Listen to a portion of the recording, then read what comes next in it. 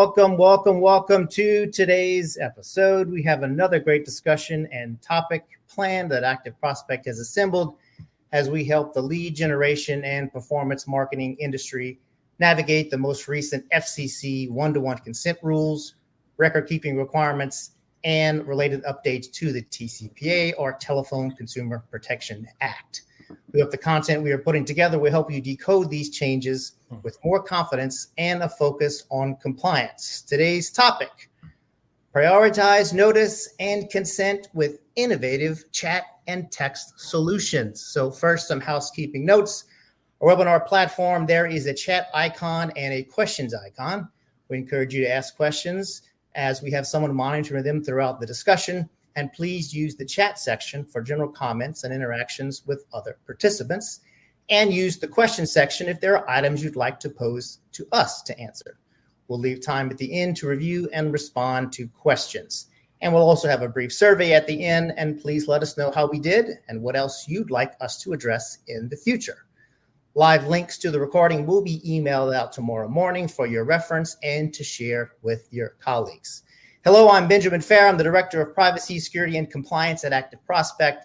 And for the past 20 years, I've worked for companies in the performance marketing and market research space, including Dentsu and WPP Cantor, as well as Ernst & Young in New York and Ochsner Clinic Hospital in New Orleans, Louisiana, with much focus on data privacy, data regulation, compliance, internal auditing, and information security. And at every one of these industries and jobs, a significant data regulation was passed, and I was on the team responsible for reviewing and translating these new rules, working to see clarity and establishing a compliance program around them. And now for a brief background introduction, I'd like to pass the mic to my co-host today, Michael Paranto. Great. Thanks, Ben. Really appreciate it. So my name is Michael Paranto. I'm the Director of Professional Services here at Active Prospect. Just a little bit of background about myself. I've been in the CRM, contact center, and lead marketing space for over 13 years. I previously worked for CRM companies in the past, including Velocify and Shape Software. I've done large implementations of contact center softwares, including Five9 and NICE and Contact for companies that I've either worked for or done consulting work for. And some of my previous experience includes where I was the director of lead marketing for Cardinal Financial Company Limited Partnership, where I oversaw a multi-million-dollar monthly lead budget. So I'm going to go ahead and pass it over down to Aru from Botsplash. So Aru, take it away. Thanks so much, Ben, Mike, and Active Prospect team. Thanks so much for having me on this panel today. I'm Aru Anbekar, and just a little bit about my background. I have been a software developer for a very long time, and I think I've reached the place where I'm more of a business owner now than writing code. So almost at that midsection of celebrating, I run business more than writing code. So been with companies like Wells Fargo and LendingTree in the past, started Botsplash, which is a SaaS platform for messaging and engagement in 2017.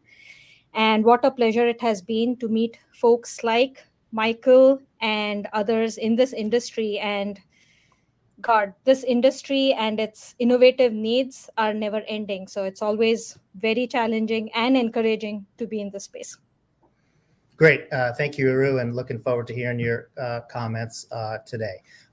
First, we have turned the calendar. It is July. So as we move to the second half of the year, I thought it was good to take a quick look back of what are the things that got us here, some significant developments over the past 6 months as we track towards those compliance efforts in the coming 6 months. So quick recap.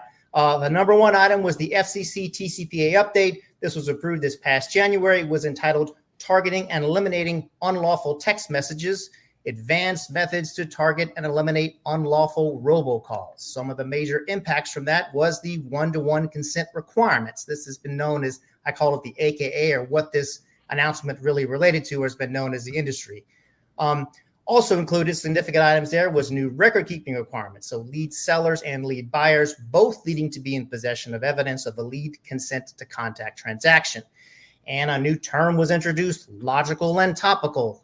This is about website interaction and website purpose. This is focused on the consumer pathways and navigating sales and lead generation websites. Next was text messages are now affirmatively included in the National D&C program. So we're going to talk about text messaging today. And also, the FCC can now more easily demand mobile carriers and voice over IP number traffic blocked. This is about calls and call carriers and networks. And we're going to talk about that a little bit today. Key compliance deadline for that is January 27, 2025. But remember the 30, 60 day, 90 days prior. We're talking about the potentially applying retroactive consent. So not just that date, but the time periods right before that. The second significant item that happened, FCC TCPA update number 2, empowering consumers to block robocalls and robotexts. So this is approved in February. So this is also AKA called the revoking consent update. Major impacts, 2 of those updates revoking consent for regulated technologies, calls, or texts. So consumers are allowed to use, quote, any reasonable communication or words to say stop or opt out. It also requires companies to honor these do not call and revocation of consent requests as soon as possible and no more than 10 business days after receipt of the request. It also applies to marketing messages and for informational messages. Key deadline for that, well, that was indefinitely delayed, but my legal peers say circle October as a month which it could come back. The FCC can enforce that pretty promptly, so we're all staying tuned for that, but look at October as being a busy month. Significant update number 3, FCC TCPA update, implications of artificial intelligence or AI technologies protecting consumers from unwanted robocalls and robotexts. Headline was, FCC confirms that TCPA applies to AI technologies that generate human voices. This was announced in February. Key major impacts, the use of AI-generated voice in calling requires prior express written consent, right? So we're talking about your notice and opt-in language. The key deadline date for that, well, that was February 8th, so that has already passed. So make sure you check your notice and opt-out language now. It could be in place or maybe it's something that you need to add. And fourth, the FTC announces updates to the TSR, or telemarketing sales rules. 3 major impacts. Expanded record-keeping requirements or calling records. Some additional fields were required, including a record of consent to contact transaction, and the record retention period was from 2 years to 5 years. And the FTC can more clearly investigate and take action on deceptive B2B calls. This is something that they couldn't do before, business to business, so they made that very clear they can do that. Key deadline for that, October 15th, 2024. So that's coming up quite soon. So putting all of those together, here's a handy visual of a timeline of compliance dates that you should have on your calendar. I mentioned October is a busy month. I'm not even including the recent Medicare CMS updates about one-to-one consent. We're going to have a more detailed webinar about that coming up soon. Lots of legal developments about that, even into recent weeks. So now that sets the scene of everything we're dealing with and the compliance matters that we're going to be focusing on the next 6 months into 2025.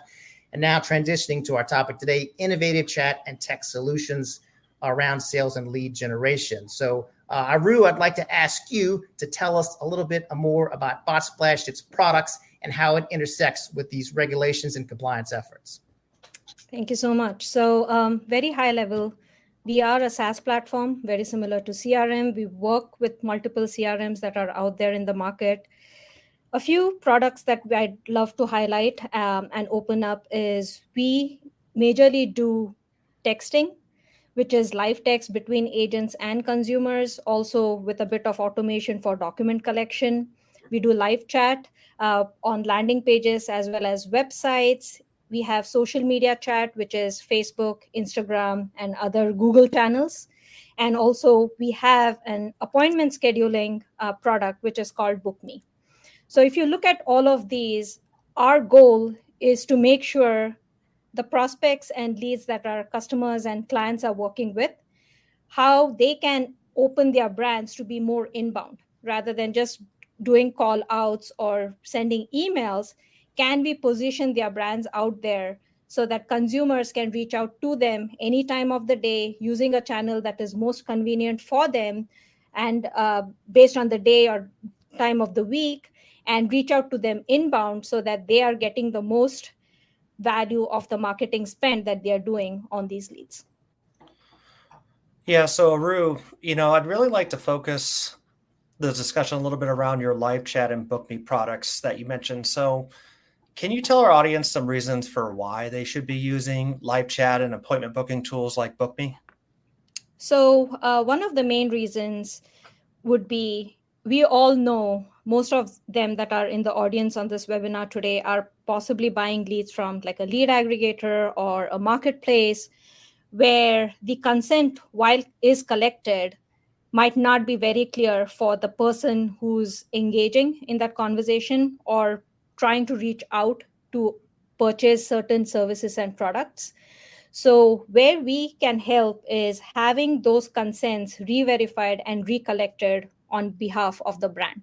So if you're working on a marketplace and have a landing page, having that chat to say, yes, I do want to chat with someone from your brand, gives you, the brand, a higher level of confidence that this person has genuinely requested to work with me. Going back to BookMe, which is a scheduling app, and I'd like to mention, we are integrated with Active Prospect on BookMe to collect those consents as well as record how these BookMe scheduling appointments are coming in. So that's another place, right? You don't want, a very common practice is people will take appointment booking links and fill out other people's name. So you don't want to reach into scenarios where you don't have proof that the person that is booking an appointment with you is not only in the CRM, but is also consenting the second time or third time that they want to reach out with you. Ben, you just mentioned all these FCC rules. One of the things people often forget is, especially when you're targeting like a database, whether it's through email or trying to bring back portfolio customers, sometimes in the past they may have opted out and your system still says they've opted out. So when you're using a live chat or when you're using a tool like BookMe and those customers want to reach out to you again, not only is that a fresh consent, you can also show that a new fresh consent was collected and continue those conversations. So most of our efforts are around not generating leads for you, but the leads that you generate, how can you maximize, convert, and close them efficiently? Yeah, Naru, I think you brought up some really, really good points there because, I used your product in the past, for a previous organization. And I found there were many, many different things with putting chat on your website that really benefited my organization. So as an example, we did see increase in overall conversion rates. So we were actually seeing less people bouncing from our pages and they were actually engaging directly with our chat. It really gave us an additional opportunity to try to allow that customer to ask questions. And then once they got comfortable with engaging with our organization, they viewed us as that expert. Then they were ready to proceed to move on to doing an application within the platform.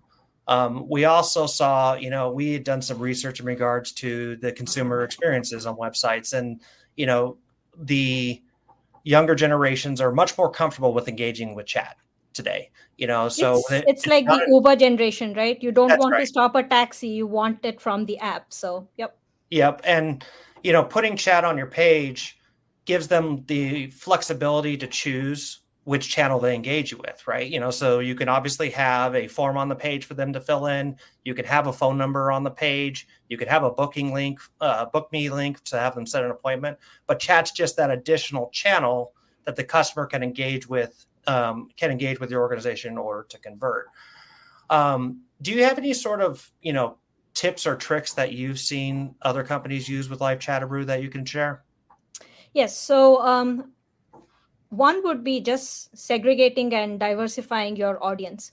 Many times people come to the website to understand and learn your brand. So when you have chat, especially after hours, they are more inclined to notice that chat, start a conversation. So you can have those chat to perform as your knowledge base. So it's a low intent customer. They want to understand more about your product. They want to understand your process. What kinds of documents are you collecting and all that. So notice at this time, you're just giving them information. You are not collecting their contact information, or they are not a lead that has contacted you successfully. The second example would be, you have purchased a lead from a marketplace, and now you have sent them emails, you have sent them contact information, but they have just not looked at those things.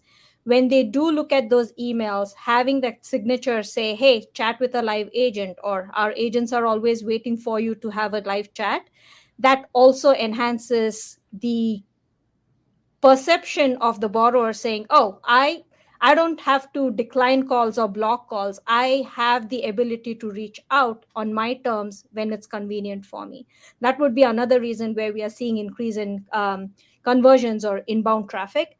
The third example would be where these consumers don't really want to use a scanning device or take pictures or things of that sort, but would prefer to just upload documents directly. We are seeing a lot of consumers who feel like logging through a chat interface and uploading those documents and providing those documents is very beneficial for them. But of all things, I would say chat is most active between 7 p.m. and 1 a.m. local time to consumers. And that's usually the time when no one thinks an agent should be available. So we've been able to tell our clients, keep your staff available at these times. If you don't have staff, at least have minimal responses that we can automate so that your customer is not frustrated and gone back. Yeah, and some other things that I've seen live chat used for. So within like a sales organization, I used to use chat as a good way to train my newer agents. So as customers would go through, they'd engage the chat widget, they would have certain questions, and this would allow my newer members of my team to see those questions in writing. And if they ever had any sort of questions for it, as opposed to having to answer immediately, which is something that occurs on like a phone call type interaction, they can reference internal documentation, they can Slack other members of their team, and then from there get the right answer and engage with that customer. It also kind of gives them a good idea of some of the questions that the customers are going to ask, right? Because they're going to experience these on either live phone calls or email chains, etc. Live chat's a good way to do that.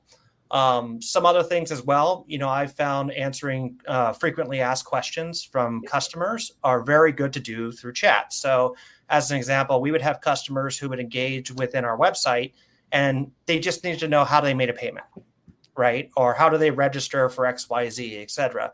If you can put that in your tool as a menu option, the moment they expand the chat, they can choose the appropriate option and you can deliver information to them, as opposed to having them call in, leave a message. They may not get to anybody in that process. So I found with chat in general, it can be used for training. It can be used for sales. It can also be used to support your customers for the frequently asked questions that they had. And two things, Mike, you reminded me of with the payments, right? You have the ability to use something like a lead distribution and send it to a support staff rather than sending it to a loan officer. I think some of the clients that we've spoken to or prospects that we've spoken to always have these leads or chats going to a marketing team, and then it all goes apart because marketing team does not have the answers that you need. And most times people want to use chat to escalate. So we've also seen scenarios where they are like, your loan officer isn't responding. Can we have someone else to get this deal to closing? So having chat understand these scenarios and intents and distribute them accordingly is something else. I think that's helpful. And to your note of knowledge base or training FAQs, it is unbelievable how much people like to type versus talk on the phone. So when consumers or borrowers are typing, you're inherently building a list of knowledge base for yourself and your brand that you can use to train the model with. Yeah. And, there's also, your program offers integration with like social media messenger services as well. And it's really surprising because, with a lot of people think live chat is just live chat that's on your website or on your various landing pages, et cetera. But there's also tools that integrate with things like Facebook Messenger, et cetera, where customers, they have questions about their business. They want to ask those questions, and you should be using tools that directly integrate with those social media platforms. So that way, again, they can engage you in a channel that they feel very comfortable with. Now, I'd like to real quick segue into the BookMe product. Are there any recommendations or suggestions you have for the placement of a appointment setting link for a customer? Absolutely, on every agent's signatures, because whether you're working with a client that is a lead in your system or you're just reaching out as a referral from someone else, having it on your loan officers or agents, sales agents' signatures is a must. Yep. Also, if you're working with third-party tools such as HubSpot or any email generation tools that you might be using with, making sure you either have a specific loan officer's link in there or a general book a meeting or appointment with my team kind of a link. Those two would be very crucial. We do work with clients where we are sending these as text messages from the agent themselves. Yep. Highly recommend when you're sending these as text messages to use like a URL shortener so that you're not losing track of tracking parameters, as well as a shorter URL is going to help it not break down, or it's going to be pretty and save the characters from it being a lengthy message. Highly recommend that. And your social media sites. If you're on TikTok, if you're very active on LinkedIn, or you're working with realtors and you've got a forum there, any place where you can provide a link to schedule an appointment with, highly recommend using those in there. Yeah. And Aru, I think it's very interesting that, you brought up, sending a booking link through like text messages, et cetera. I'm a very, very big fan of incorporating a booking link within your contact strategy. So as an example, if you have consumers that gone through, they filled out that form, right? You may go through, you may call, text, and email them immediately, but then maybe that second message that you send includes the option for them to schedule an appointment directly with your team. It provides that customer a little bit more flexibility so they can say, hey, you know what? I am interested in your service. I want to book this, a meeting for either for today or tomorrow. They can see your availability and then directly book it. They get a confirmation text from it, and everybody knows that, hey, we're going to have this meeting later on today. So I think that's very, very important for people to take away. You should definitely be incorporating these BookMe links in your drip campaigns. You should have it in your email signatures. You should have it on your website. It could be a button, schedule an appointment with sales, whatever you want to put it. Definitely have that available on your website. It will help you to increase your conversions. And just one other thing to add is, since BookMe is part of Botsplash, if the customer is already in your CRM or if they aren't, we continuously sync it. So if the customer is already in your CRM and they book an appointment, it's all synced up. You can see all past appointments, future appointments. If it's a new customer that just found you and wants to schedule time with you, we'll create that lead in your system. So it's not like you have to go through multiple systems and keep track of your customer. Yep. Yeah, and I when I learned about your solution and had some further discussions, I certainly thought it was very innovative, because I see the chat interactions from the consumer's perspective. It looks singular, but understanding that yours is a platform behind it, sort of really omni-channel, that allows the different communication mechanisms that can lead to back directly to chat, back to SMS, that can be pulling in from social media communications as well. And I thought that was certainly innovative. And like you just mentioned, not just to a salesperson, but more deep conversations or things that are more complex, because that's what I think chat is also interesting about. I'm less likely to make a phone call if I know it's a really complicated transactions. I want to break it into bite-sized pieces, but I know I can do that in a chat mechanism, because the time period is longer, not just a singular time that can make a phone call. So that it's certainly really, really interesting in this mechanism and innovative to add to your lead gen and sales pathway for this. So with that, Aru, if you can provide us some things that we should be thinking about from a compliance perspective related to chat and appointment scheduling tools that you see from your tools use. So a couple of things, right? Consent is the main one. You're definitely going to make sure that consent, even if you are putting a footer there with a disclaimer saying, hey, you you fill this appointment, you're consenting. It doesn't hurt us to collect consent multiple times along the way than not having a consent at all. So what some of the things we've made available for our clients is to stay in regulations with the SIPA law. We make sure our clients can customize our chat widgets to say, hey, you're being recorded, even from the very start. Even before an interaction starts, the customer or client knows that whatever they type in going forward is going to be recorded and will have a log of it. The second thing that we help is some of our clients want disclosures at the very start. Some of them want it below a form if PII is getting collected. Some of them want it with a checkbox so that they know customers have read it. We also support privacy links within the chat widget itself, along with the disclosures. Just some of the things where even when we are working with active prospect and that recording is replayed, you don't want to have a place where the disclosures, compliance, anything that had to be said and disclosed wasn't being shown or disclosed.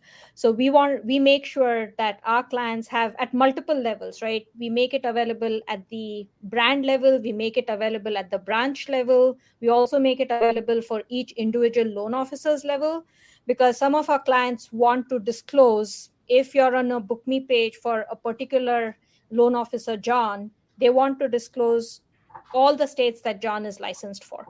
So based on what our client needs are, we make it available for them so that anything that is compliant and regulatory, there is a way to disclose it so that their risk is mitigated with those things.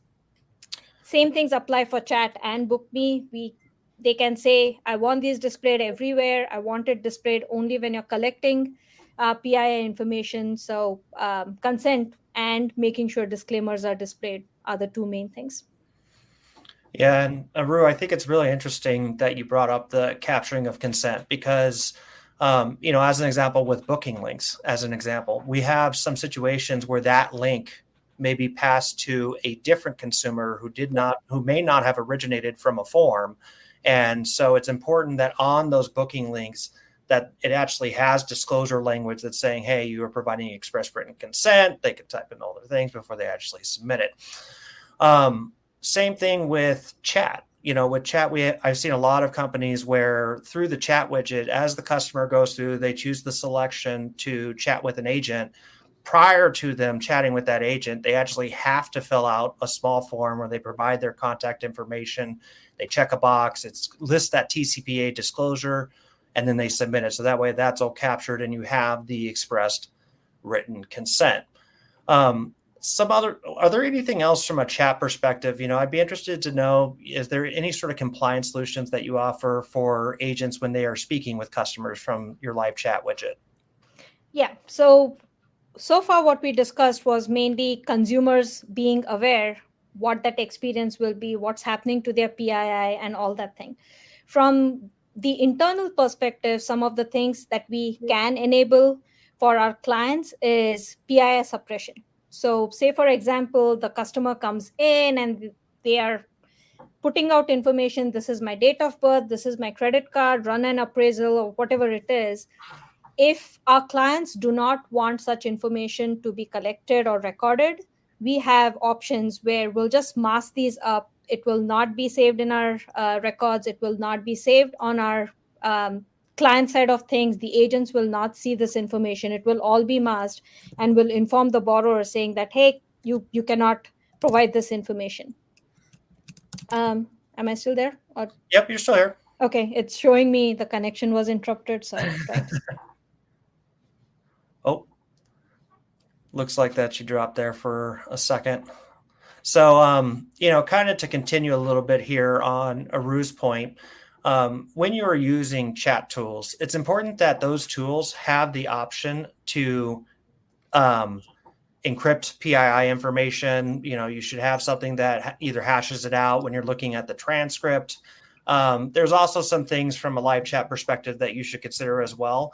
I'm a big fan of canned messages. So if there are certain situations where you are chatting with a customer and there's certain legal language that you have to relay to them, using canned responses within tools for live chat and live texting can greatly enhance your ability to be compliant, because it's very difficult, when a salesperson's going through, they're typing with a customer, having a conversation, for them to retain and actually go, okay, well, I need to make sure I say these legal languages.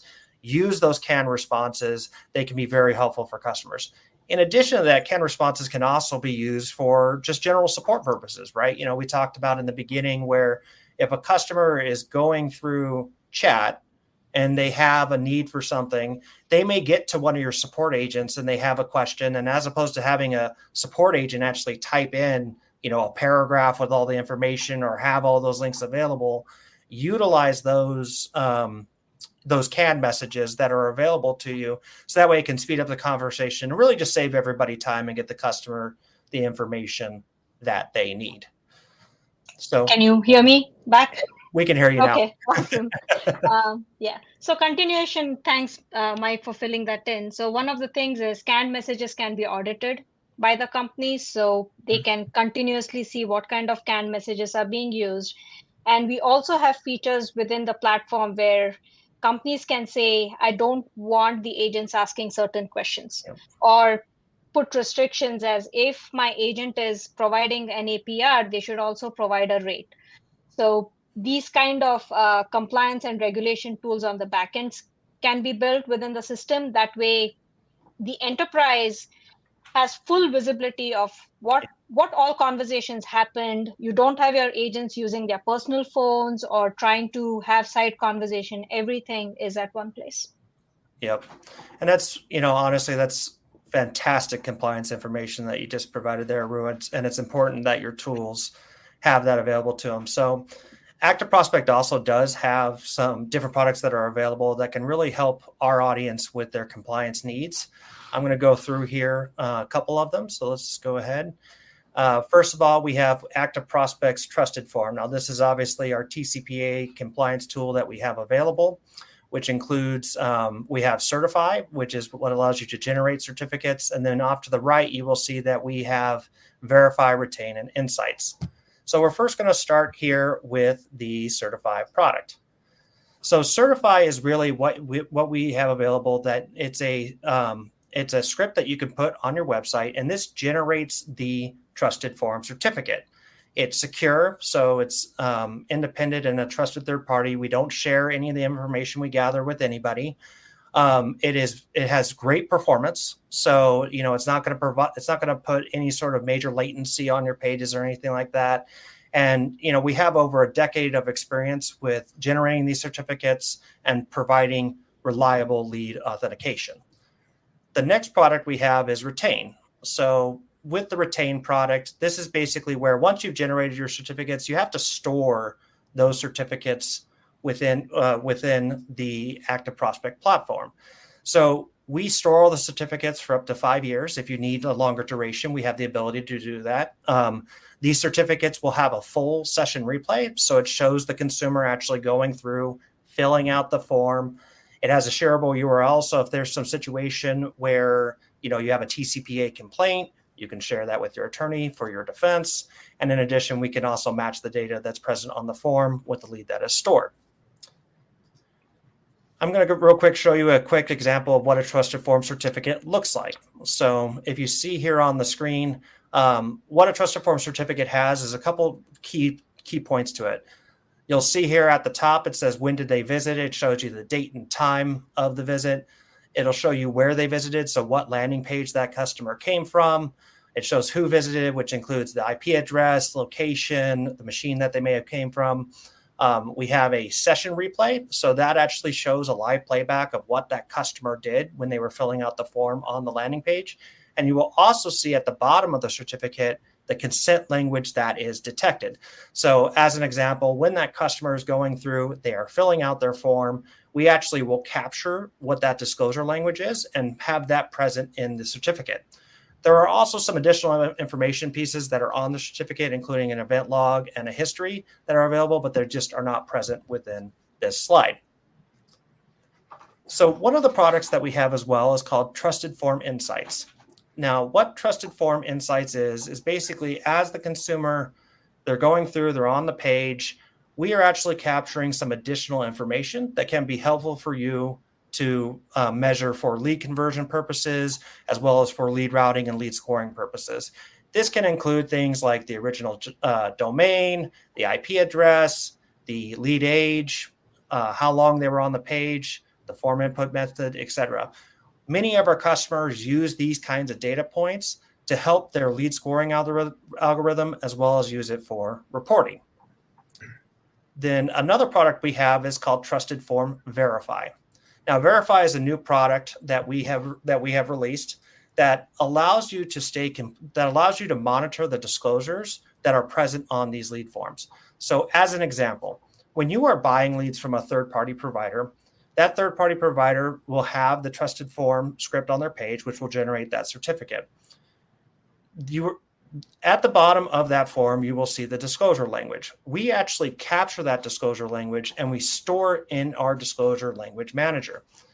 Within the disclosure language manager, you have the ability to review the disclosures and approve or deny them. Then, using our other product called Lead Conduit, which I'm going to cover here in just a minute, you can actually make live rejection decisions if those disclosures on those landing pages do not meet your compliance threshold. All right, so let's go ahead and move on to the next slide here. Another product that we have is called Lead Conduit. Now, the Lead Conduit tool is actually something that I've used many, many times in the past. I was funneling thousands of leads through the Lead Conduit platform before I actually worked at Active Prospect.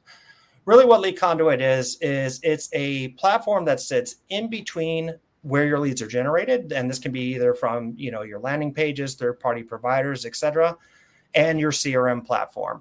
It is really used to help you filter or enhance the data and then reject leads that do not meet your specific criteria. From a compliance perspective, what Lead Conduit offers is many, many different tools and enhancements that are available to you. Number one, the most important one, we have a known litigator check. So obviously there are many, many different litigators that are out there. They're going online, they're filling out that form, they're trying to basically trigger a TCPA lawsuit. The way that I think about this is that you do not want those leads to hit your CRM at all. So using the Lead Conduit tool in conjunction with a known litigator check, what it does is basically when that lead hits Lead Conduit, we check against a known litigator database. If the information matches, we actually will just reject it. So you don't intake that record into your CRM. You don't even want it to hit it. We also offer a neuro fraud check. So we check information in regards to that consumer to see if it's not something like a bot that filled it in, etc. Through Lead Conduit as well, we can check to see if the trusted form certificate is a real certificate. We can do some additional checks in regards to inside information. And then the last point over here off to the right includes Trusted Form Verify. So if you receive a record where the disclosures do not meet your thresholds that are set within your approved disclosure list, you can actually live reject that lead and because it doesn't meet your disclosure standards. Lead Conduit also has integrations that help you with acquisition and distribution of leads. So we integrate with many, many, many different lead providers that are in the space, as well as many different form building tools that are available to you. It's really, really easy to set up sources and use them within the Lead Conduit platform. We have some instances where, we have pre-built integrations for certain sources. You come to us, we can go ahead and make that configuration for you, and it's really easy to set up in the platform. Then once we are done, we can actually deliver that over to your CRM platform easily. We offer some lead optimization services as well. So what I use for lead optimization services, I've used this in the past, so I'll just give you some things that I've done. Number one, I always check to see if the phone number is a valid phone number. There are tools that are available within Lead Conduit to check that phone number. And if it's not a real phone number, you may want to consider either rejecting that lead or putting it down a different path within the Lead Conduit platform.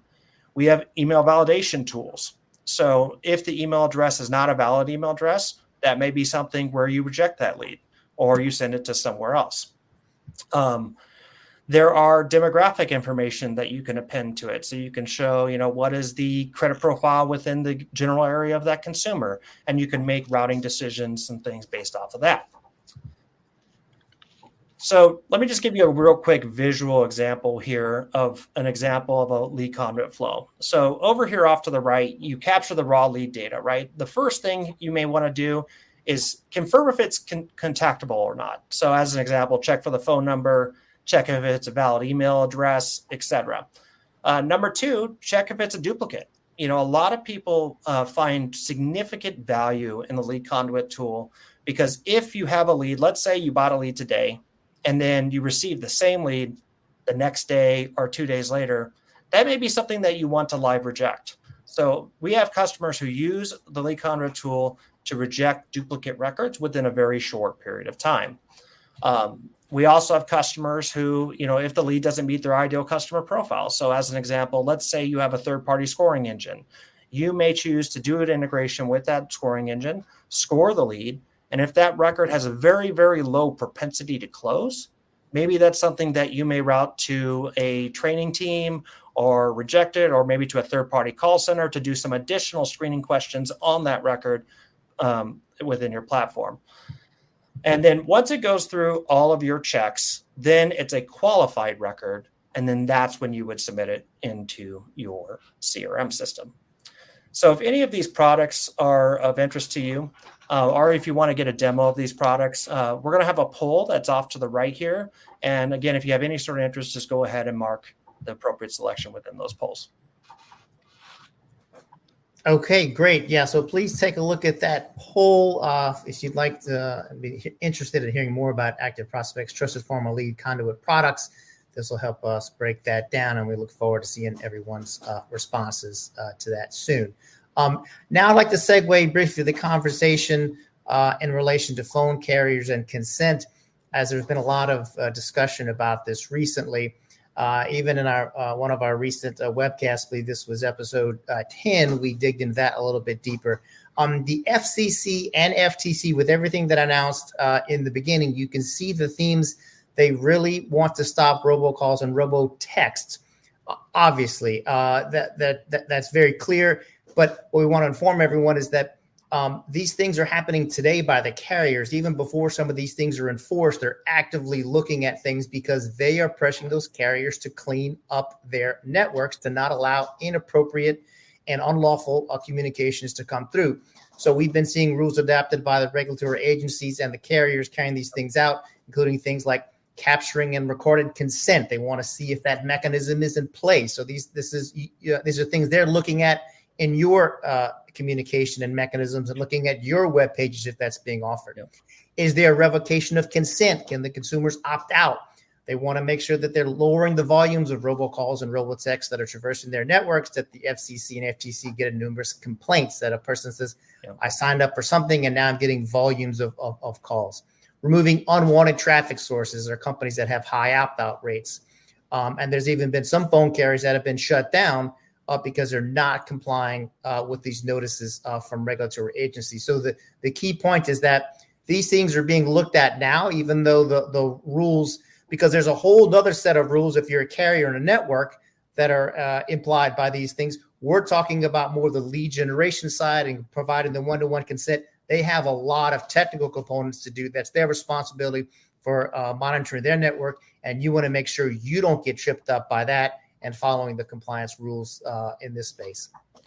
Yeah, and Ben, I think, it's very, very important for our audience to understand that, if you were a couple years ago, the texting, you could pretty much text all the time. There was not as many regulations around it, et cetera. But now the carriers are really, really cracking down on this. The last 6 months, we've seen a lot of activity from these phone carriers when it came to monitoring the messaging, proof of consent, et cetera. And that's very, very important. So Aru, I have a question for you. So obviously you've been dealing a lot with, these different carriers that are out there in regards to text messaging. So what are the risks involved with doing nothing in preparation for the FCC's one-to-one consent in regards to the text messaging channel specifically? What are some consequences for not doing it, et cetera?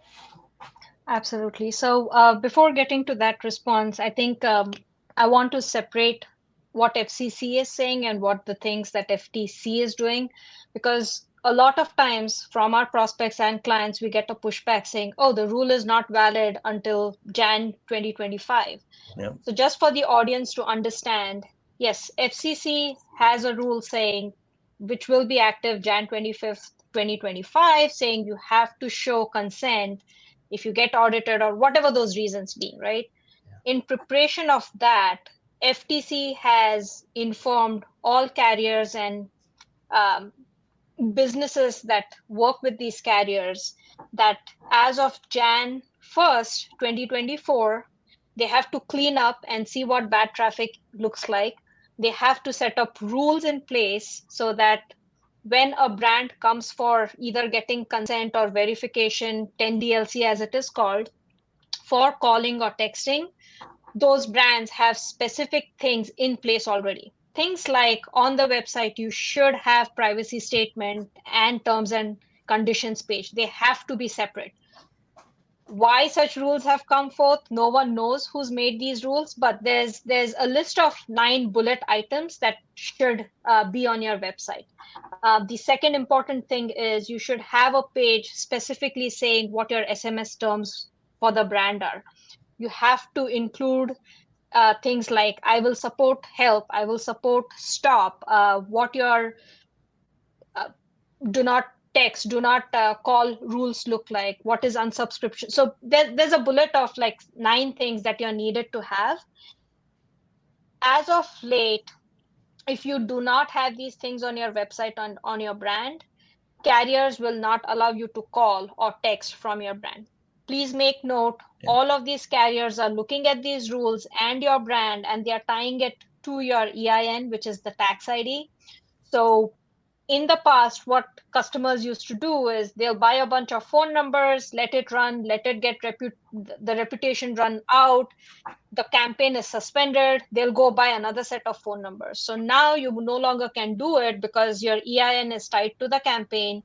If you're suspended, every carrier out there knows that this EIN had a campaign that was bad. Even if you go back to get a new campaign, your legacy and your bad act will carry on with you. So coming back to not doing anything, I would say the biggest risk of not picking up the right ways of communication would be a long-term loss of your reputation. Every business, just as consumers have credit scores, every business has a business credit score, which the carriers run a background check on.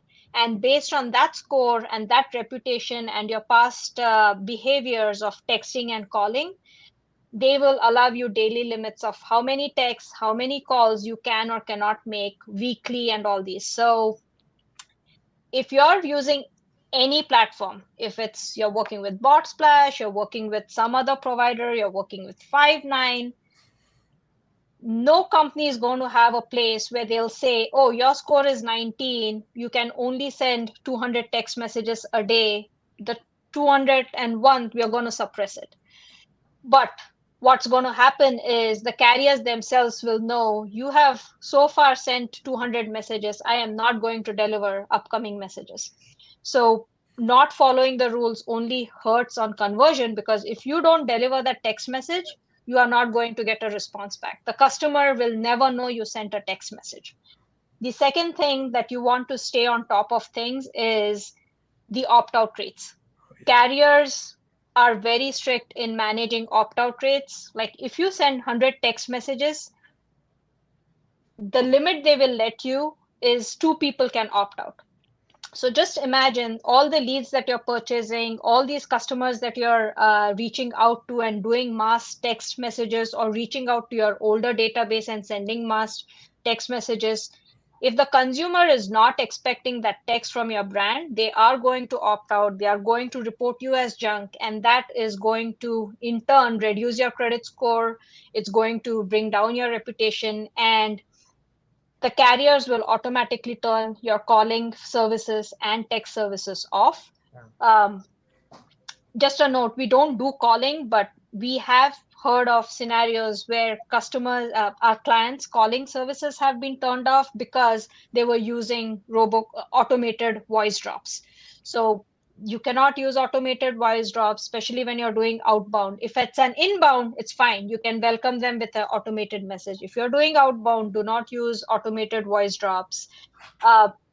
And carriers give you 5 days. You cannot provide them with proof within 5 days and get your campaign up and running. If you're ever fully suspended, a partial suspension goes up till 2 weeks, where they'll collect information from you, provide you information, give you the time to work it out, but you're still suspended. You cannot send text message or call for those 2 weeks. And a second offense from the carrier is a permanent suspension. You lose the phone numbers that you're working with. So now if your customers are trying to call that number or they're texting you back, it's a one-way text coming in. You cannot respond back. So it is not worth for a business to take these short-term risks to increase their response rate when the long-term risk of completely getting shut down for 2 to 3 weeks is the loss of it is much higher.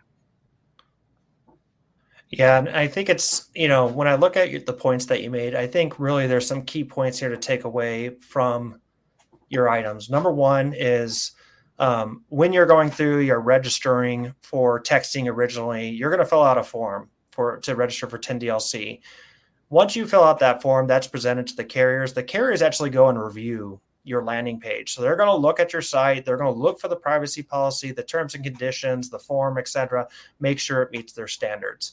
From an opt-out perspective, it is very, very, very important that you are constantly reporting on your opt-out rates. If you are hitting a certain threshold, you could be blocked from those carriers. Your text messages don't get delivered, which can be devastating to your long-term conversion.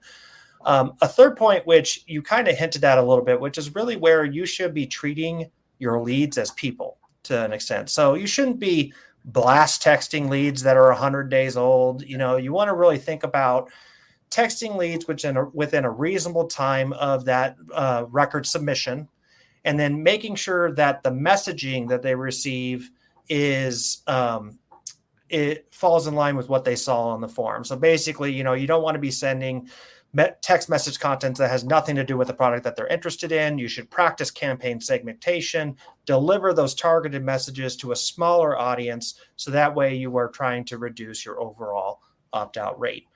Real quick here, I'd like to move into some questions. So we're just going to go through one or two here from the audience. So Aru, I've got a question for you from the audience. It says, what's your thoughts on live chat versus automatic chat or AI-powered chat? Do people care if there's a real person behind the chat? So the way I respond to that is, yes, people care based on the domain, intent, and the use case. So if I'm coming to understand and learn more about Active Prospect, I don't care who's giving me the responses from the backend. But if I'm coming to Active Prospect, I'm a live customer with Active Prospect and I need to find out information or my system isn't working as expected, then I do want a live person or a guaranteed person. Same thing with sales, right? If you're working with insurance agents, or if you're working with a mortgage loan officer and you're 3 months far off from getting that loan or buying that insurance policy, they're just checking you out if you would be a right partner for them. Mm-hmm. An AI bot is just fine. Whereas if they need a policy within a week, and if they are very high intent, they would rather talk to a live person or schedule a call or give them the options based on their need and requirement than choosing between which one is best utilized. So it depends on those three factors. Okay, so let's go ahead and move on to the next question here. I'll fill this, or Aru, if you want to do it, that's totally fine. So it says, my vertical is an older market. How do you overcome the hurdle of getting people to start a live chat if they weren't expecting that as an option? So this question is actually something that, I pondered because, with the products that I sold to demographics of all age groups, right? And really my take on this is that live chat is a tool that is available on your site if a customer wants to use it, but it shouldn't be the only channel that's available to your customers. You should also have the ability for them to call in. You should also have the ability for them to email. You may have a form for them to submit their information for support. It's kind of an all-inclusive type of strategy. But what I found with live chat is it's really helped customers who they may have questions. They may not feel comfortable with calling in or necessarily filling out a form to start. And they want to go through and ask your company some questions, whether it's for support reasons or for questions about your products. And then once you gain their trust, then they are ready to progress forward with an application. Aru, do you have anything else to fill in, or is that good? The only thing I would add is always experiment with animations with the chat. Like if they are on 80% of your screen, if they're moving slow or might leave your site, have the ability to open up the chat or pop a question. That usually gets the attention. They can decline the experience of it, but at least have that as an option, so that if you feel it's a demographic that might view things only when it's visible and open, that might be something to experiment with. Okay. And I just have one last question here from the crowd. This one's actually one for you, Aru. This is specific to your product. It says, are you integrated with Salesforce? What CRMs are you currently integrated with?